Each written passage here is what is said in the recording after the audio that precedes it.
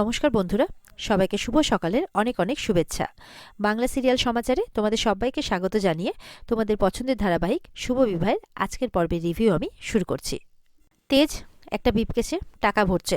তেজের বাবা বাড়িতে যতটা ক্যাশ আছে এনে দিয়েছে, তো সেটা তো পুরো হয়নি। তেজ বলছে তাহলে আমাকে তুলে নিতে হবে, কিছু করার নেই।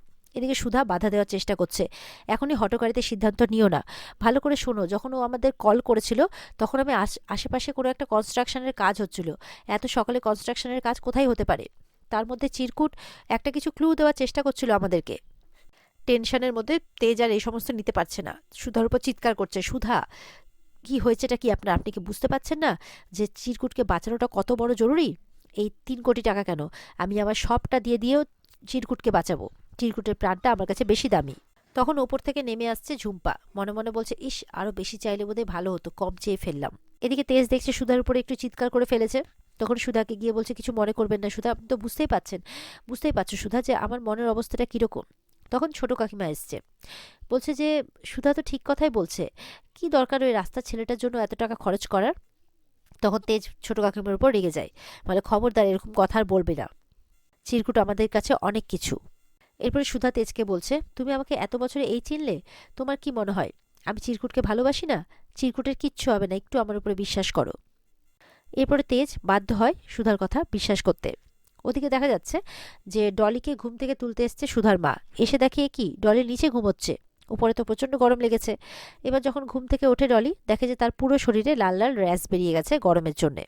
তখন তো সবাইকে ডেকে পাঠিয়েছে। এবার সবাই বলছে যে ইসিরে, বিশেষ করে তো বিচ্ছুর মা, যে আমার মেয়ে মানে বৌমাটা এত কষ্ট এতদিন এসিতে থেকে এসেছে, এই গরম কি সহ্য হয়?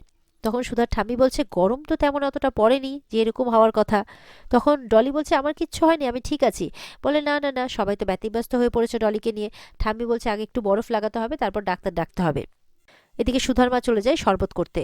করতে গিয়ে দেখে যে রান্নাঘর পর্যন্ত পুরো গম ছড়িয়ে আছে, ভাবছে এতটা গম এলো কোথা থেকে। আর ওদিকে অদিতি কি করে, সবার অ্যাবসেন্সে বিছানা থেকে চট করে গমগুলোকে সরিয়ে ফেলে, যাতে কেউ কিছু বুঝতে না পারে। আর এদিকে দেখা যাচ্ছে চিরকুট সেই ঘরটাতে বসে চিন্তা করছে, কেন যে আমি ওই গাড়িটার পিছনে গেলাম আর এই গুন্ডা আর গুন্ডিটা আমাকে এখানে তুলে আনলো।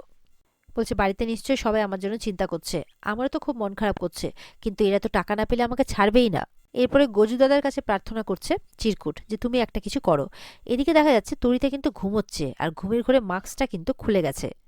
তরিতা তো ঘুমিয়ে ঘুমিয়ে স্বপ্ন দেখছে 1 কোটি টাকায় সে বাড়ি কিনবে, গাড়ি কিনবে, আবার কতগুলো হার হবে সেগুলো কিনবে। এদিকে তো অনিমেষ এসে খাবার দিচ্ছে চিরকুটকে, যে এনে এটা খেয়ে নে, চুপচাপ খেয়ে নে। আর এদিকে তরিতাকে ঘুম থেকে জাগায়, বলে, এবার ঘুম থেকে জাগো, স্বপ্ন দেখাটা বন্ধ করো, আগে টাকাটা হাতে পাও, তারপরে স্বপ্নটা দেখো। ওদিকে চিরকুট দেখছে যে বিস্কিটের থালাতে তেজ বেকারি বিস্কিট দিয়েছে, বলে, কি ব্যাপার? তখন চিরকুট বলছে, এই, আমার বিস্কিটে হবে না, আমার একটা ভালো ব্রেকফাস্ট চাই। তখন তো তরিতা বলছে, ব্রেকফাস্ট মে কুছ নেই মিলেগা, পেট মে ভিজা গামছা বাঁধো আর এই খালো। চিরকুট তো কিছুতেই খাবে না, বলে সে নাকি বলে দেবে যে আমাকে কিছু খেতে দেয়নি, তখন এদেরকেও টাকা দেবে না। তখন ভয় পেয়ে যায় তরিতার অনিমেষ।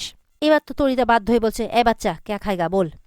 তখন চিরকুট বলছে, হ্যাঁ হ্যাঁ লেখো, একটা পিৎজা, একটা বার্গার, একটা চিজ অমলেট, আর সকাল সকাল ফ্রুট জুস খাওয়াটা খুব উপকারী, একটা ফ্রুট জুস, আর তার সঙ্গে চকলেট পেস্ট্রি। এইভাবে লাইন করে করে খাবারের অর্ডার দিচ্ছে তরিতাকে, আর তরিতাও সেই হিসেবে কিন্তু অর্ডার দিয়ে যাচ্ছে। এরপর তো খাবারের লিস্ট দেখে তরিতার মাথা ঘুরে উঠছে, তখন অনিমেষ গিয়ে সামলায়। চিরকুট বলছে, বাবা, সকালবেলাতে এরকম হয়ে গেল, আমি তো লাঞ্চে কি খাবো বলিনি। এদিকে দেখা যাচ্ছে যে দোয়েল ঝিনুককে ফোন করেছে, যে কি ব্যাপার, আমি কি শুনছি চিরকুট হারিয়ে গেছে। বলছে, হ্যাঁ, এই কথাটা প্লিজ ডলিকে বলিস না, না হলে কিন্তু খুব দুঃখ পাবে। আর ওদিকে দেখা যাচ্ছে ডলির হাতে বিচ্ছু মানে ঘৃতকুমারী লাগিয়ে দিচ্ছে আর কি। ডলি তো বিচ্ছুর দিকে তাকিয়ে আছে, বিচ্ছু ডলির দিকে তাকিয়ে আছে, বলছে, একটু আরাম লাগছে? ডলি বলছে, হ্যাঁ। আর ওদিকে দেখা যাচ্ছে তেজ, সুধা, এরা সব গাড়িতে করে কোথাও একটা যাচ্ছে। আর ওদিকে ডেলিভারি বয় সেই বন্ধ গোডাউনে অর্ডার দিতে গেছে। সেখানে গার্ড তো বলছে যে, আপনি এখানে কি করছেন, এটা তো একটা বন্ধ গোডাউন, এখান থেকে কে কিভাবে অর্ডার দেবে? বলে, না, অর্ডারটা এখান থেকেই করা হয়েছে, দেখুন। বলে, কি নামে আছে অর্ডারটা? তখন বলছে, অনিমেষ বসু মল্লিক। এটা শুনে তো গার্ড অবাক হয়ে যায়। এরপরে দেখা যাচ্ছে যে সুধা তেজ তো গাড়িতে করে যাচ্ছে, ওদিকে ঝিনুক সমুদ্রও আছে। তো তেজের ফোনে কিন্তু ফোন এসছে, সেই গাড়ি ফোন করেছে। সুধা মানে তেজ কিন্তু ফোনটা রিসিভ করছে না। সুধা বলছে, ফোনটা ধরুন, কোনো এমার্জেন্সি হতে পারে তো। বলে, না, চিরকুটকে বাঁচানো ছাড়া কোনো এমার্জেন্সি আমার এখন নেই, আমি কারোর ফোন ধরতে পারবো না। পুরনো গোডাউনের কাছে আমরা একটা জমি কিনেছি, সেখানে একটা কনস্ট্রাকশনের কাজ হচ্ছে, সেই জন্যই হয়তো গার্ড কোনো ব্যাপারে ফোন করছে। সুধা বলছে, আহা, এমার্জেন্সি তো হতে পারে। এরপরে সুধা বলছে, আমায় দাও, আমি রিসিভ করছি ফোনটা, আমি কথা বলছি। এরপরে সুধা রিসিভ করে কথা বলতে থাকে। সুধা ফোনটা রিসিভ করাতেই সুধাকে গার্ড বলছে যে আমাদের পুরনো গোডাউনে কেউ একজন খাবার অর্ডার করেছে।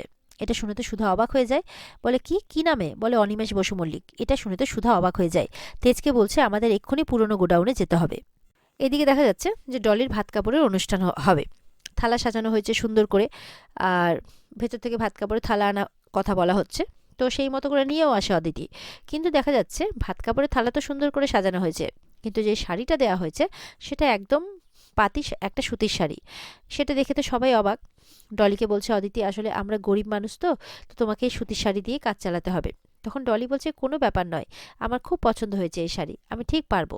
তখন মানে কেয়া বলছে, দেখছো তো জেঠিমা, কত লক্ষ্মীমন্ত বউ পেয়েছো তুমি? বলে, হ্যাঁ সত্যি আমার লক্ষ্মীমন্ত বউ, শুধু আমি অল্পতে সন্তুষ্ট হতে পারি না, আমার বউ আবার অল্পতেই সন্তুষ্ট। এইভাবে বলছে আর কি। এরপরে তো ভাত কাপড়ের অনুষ্ঠান হয়। ভাত কাপড়ের দায়িত্ব নেয় বিচ্ছু। মানে বলছে বিয়েটা দায়বদ্ধতা, কিন্তু সম্মানের কোনো ত্রুটি রাখবে না, মানে সম্মানটা দেবে আর কি তার বউকে। তো সেই জন্য ভাত কাপড়ের দায়িত্ব নিতে রাজি হয়। এরপরে যখন ভাত কাপড়ের দায়িত্ব নিচ্ছে, ডলি তো তাকিয়ে আছে বিচ্ছুর দিকে। ডলি মনে মনে কিন্তু সুধার কথাটা ভাবছে। সে এই ভাত কাপড়ের দিনে তার স্বামীকে বলেছিল তার কাছে সম্মান আর ভালোবাসাটা বড়। তাই সেই মতো করে ডলিও বলছে যে আমি বৌদির থেকেই শিখেছি যে এই সমস্ত কিছুর থেকেও সম্মান আর ভালোবাসাটাই মেন, ওই দুটো পেলেই আমি সন্তুষ্ট।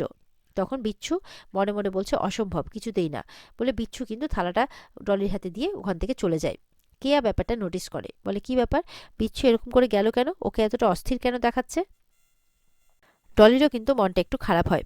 তো বাকি লোকজন তো তারপরে নিজেদের খাবারের কাজে ব্যস্ত হয়ে যায়, খেতে চলে যায় ভেতরে। এরপর ডলি তো থালাটা ধরেই আছে হাতে। এরপর অদিতি কি করে, বলে, দাও থালাটা দাও। মানে ডলির খুব খিদে পেয়েছে। ডলি বলছে, যাক, ঠিক মতো তো খাওয়া হয়নি কদিন ধরে, তো আজকে একটু খাবো পেট ভরে। তখন অদিতি বলছে, থালাটা নিয়ে নেয়। নিয়ে জেঠিমা বলছে, আসলে এই কয়দিন অনেক চব্যচস্য খাওয়া হয়েছে, এরপর এই খাওয়া খেলে যদি তোমার পেট খারাপ হয়, শরীর খারাপ করে, তো তুমি বরঞ্চ অল্প কিছু একটা খাও, ঠিক আছে? এই বলে খাওয়ার থালাটা তার মুখের সামনে থেকে নিয়ে চলে যায়। আর ডলি কিন্তু একটু অবাক হয়ে যায়, মনটাও খারাপ হয় ডলির। ওদিকে দেখা যাচ্ছে যে ডেলিভারি বয়ে এখনো অর্ডার আসছে না। ওদিকে বল খেলছে চিরকুট, অনিমেষের সাথে বল ক্যাচ ক্যাচ খেলছে। অনিমেষের তো অবস্থা খারাপ। তরিতাকে বলছে, তাড়াতাড়ি দেখো ডেলিভারি বয় কোথায় আছে, নাহলে খিদের চোটে তো ও আমার মাথাটাই খেয়ে ফেলছে, আর ভালো লাগছে না। তখন যেই তরিতা দরজা খুলে দেখতে যাবে যে ডেলিভারি বয় এসছে কিনা, তখন ঝিনুক ডেলিভারি বয় সেজে ঢুকে পড়ে। এরপরে তো খাওয়ার অর্ডারটা দেওয়ার পর যখন অনিমেষ টাকা আনতে ভেতরে যায়, তরিতাও যায়, তখন চিরকুটকে ইশারা করে বলে যে আমি ঝিনুক দিদি, বাইরে তোমার দিদিরাও এসছে, কোনো চিন্তা করো না। এরপর ঝিনুক তো কথা বলছে, এটা দেখে তরিতার মোটেও ভালো লাগে না। তখন অনিমেষ বলছে, যাও যাও, অনেক কথা হয়েছে, এখান থেকে যাও। তরিতা কি করে, দরজাটা লাগিয়ে পেছন থেকে ঝিনুকের মাথায় একটা আঘাত করে। ঝিনুক কিন্তু অজ্ঞান হয়ে যায়। আর এই সুযোগে চিরকুটকে নিয়ে কিন্তু তারা সেখান থেকে পালিয়ে যায়। এদিকে সুধারা কিন্তু অপেক্ষা করেই যাচ্ছে যে কি ব্যাপার, এখনো পর্যন্ত ঝিনুকের কোনো খবর কেন এলো না। সুধা বলছে, চিরকুট আমাদেরকে এই ক্লুটাই দিতে চেয়েছিল, ওই জন্যই ও বারবার করে বলছিল তোমার নাম কি, তোমার কিসের ব্যবসা। ও বোঝাতে চেয়েছিল যে তেজ বেকারির গোডাউনেই ও আছে। আর দেখো পাশেই তো কনস্ট্রাকশনের আওয়াজ চলছে, এই আওয়াজে আমারও একটু সন্দেহ হয়েছিল। তেজ বলছে, আমি তো বিশ্বাসই করতে পারছি না, অনিমেষ আর তরিতা এই কাজ করছে। সুধা বলছে, টাকার লোভে করছে ওরা, ওদেরকে কিছুতেই ক্ষমা করা যাবে না। সুধা বলছে, ওদেরকে এবার শাস্তি পেতেই হবে। আর এখানে আজকের পর্ব শেষ হয়ে যায়। তো বন্ধুরা, এই ছিল আজকের পর্বের রিভিউ। ভালো লেগে থাকলে অবশ্যই পর্বকে লাইক, কমেন্ট আর চ্যানেলকে কিন্তু সাবস্ক্রাইব করতে ভুলবে না। আর পর্বের বিস্তারিত দেখতে অবশ্যই তোমরা স্টার জলসার পর্দায় চোখ রাখবে। তাহলে দেখা হচ্ছে আগামীকালকে নতুন পর্বের রিভিউ নিয়ে। ততক্ষণ সবাই ভালো থাকবে। টাটা।